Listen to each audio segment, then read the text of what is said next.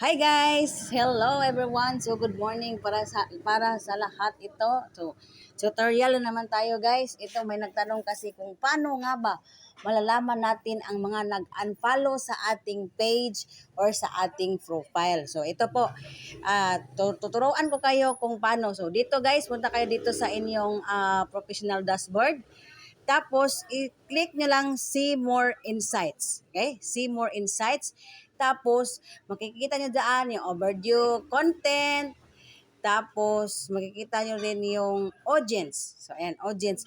May nakalagay dyan audience, guys. So, dyan nyo na makikita kung ilan ang nag-unfollow sa iyong page or sa iyong personal na account dito sa Facebook. So, ayan guys.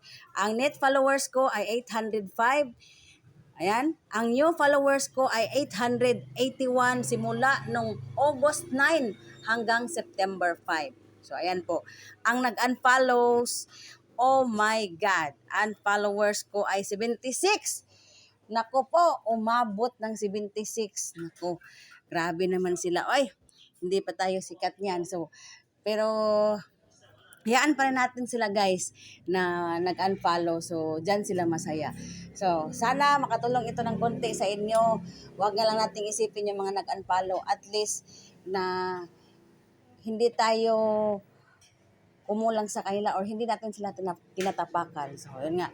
And more followers pa na aabot sa atin na talagang deserving na manalo kung may premyo tayo. So, thank you so much everyone for watching and see you in my next video.